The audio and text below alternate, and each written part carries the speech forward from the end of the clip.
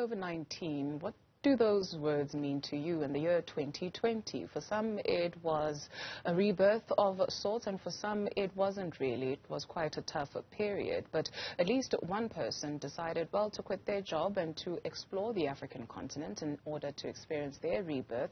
Popi Sibiya decided to travel the continent on a budget and document her journey. Before we speak to her, let's take a listen at this. Would you spend 2 nights in a village in the middle of a forest with total strangers, in a country where you neither speak the language nor know anyone? Me? Oh, honey, you ain't gotta ask me twice.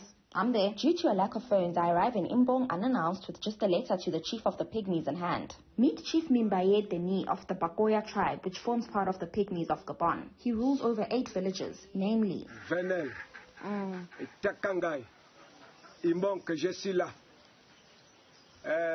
Ibea, Zula et Tombi. À l'autre canton là-bas, Malondo, Mbeza et Kata à la frontière. As you can see, he's a kind old man who welcomes me to his village with open arms and even offers me a place to stay in his home with his family. Oh, the kids are buzz excited to see a funny-sounding lady from a land far, far away. I ask them where the elephant's at, and they say, oh, those things. They're out in the fields and only come out at night. Okay then, show me something interesting. No worries, this way, madame. We thrash through a thick forest. I'm struggling to keep up or to stay on my feet. I need a walking stick, and so now they are getting me one.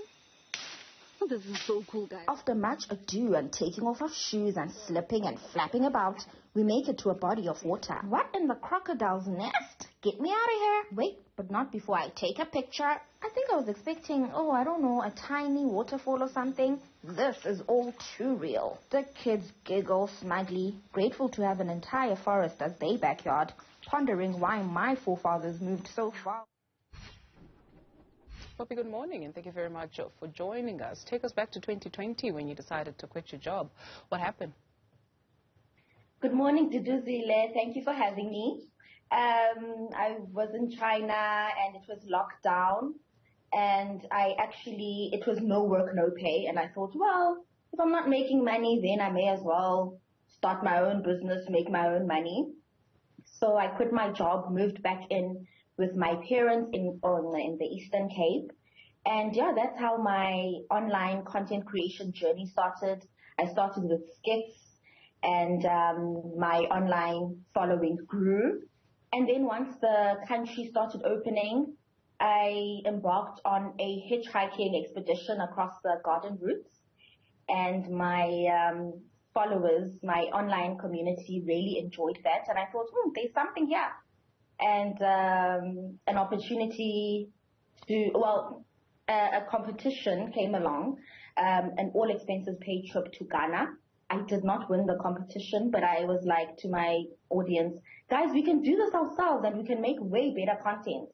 Let's raise the funds. And my audience was like, yes, let's go for it. And yeah, that's how this trip came about, this road trip to Ghana. Why the rest of the continent from South Africa?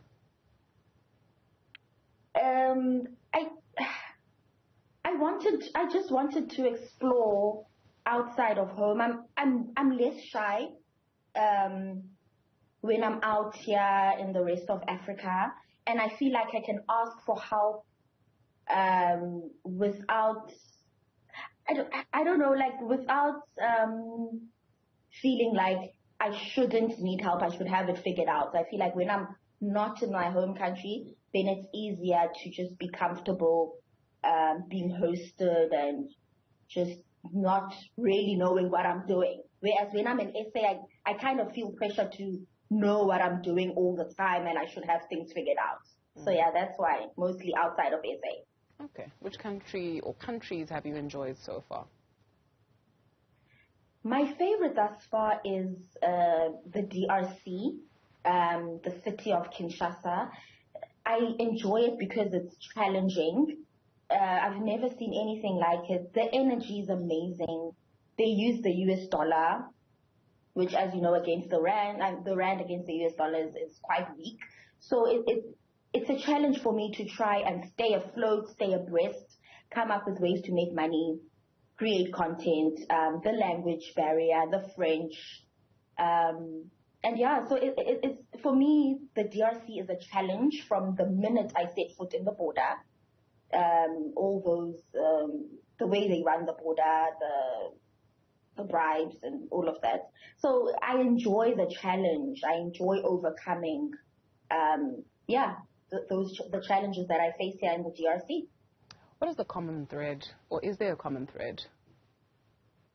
As a people, as Africans, as you travel, definitely Ubuntu, the spirit of just sharing what we have, kindness. People are so kind.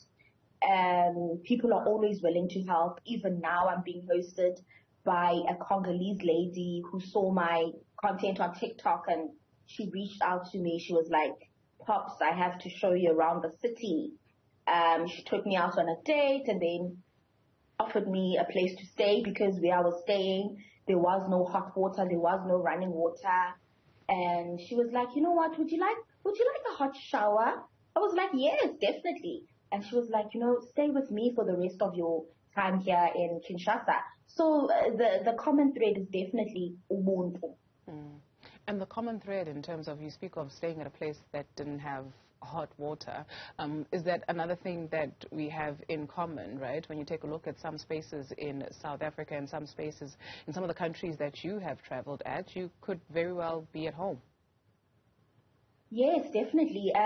There's load shedding here as well, and there's also a huge divide between the rich and the poor, just like we have in South Africa. So the area where I had booked the hotel, that area is actually a township, so it's not in the suburbs, and hence the water shortages and the load shedding, or to that extent, the water maybe the whole city of Kinshasa is struggling with water, but certainly the way that they are struggling with water differs to the way that this area where I am now, which is Gombe, which is a nicer part of the city, I'm in the suburbs. Here, I haven't experienced a water shortage since I've been here, and I haven't experienced load shedding since I've been here. So definitely that divide is present even here in the DRC. It's got good food. Coming again, sorry? Who's got good food? Better food between South Africa and the Congo? Oh, no, from the countries you've traveled. So did you find Ghana has really delicious food, or the DRC? No, definitely the DRC. I'm enjoying the pondu here and the plantain. So actually, I'm gonna say Central Africa because they all have more or less the same food. So I'm enjoying pondu, which is a dish made of cassava leaves and palm oil. I'm enjoying the fried plantain. And in Cameroon, there's a lot of, they call it a plum. It's I don't know how to describe it, but it's a purple fruit with a pip in the middle. So what they do is they grill it, and then the skin becomes soft, and you eat it with the skin, and inside it's sort of like an avocado. It's got a green color. It's got that mushy avocado texture. So I really enjoy the plum as well from Cameroon. Okay. Just finally, what has this done for your soul? It has absolutely, it has matured me, and it's made me believe that anything is possible, and that the universe has my back, and that whatever I put my mind to, I can absolutely achieve. May you have a beautiful rest of your journey and your discoveries throughout the continent. Thank you very much for your time this morning.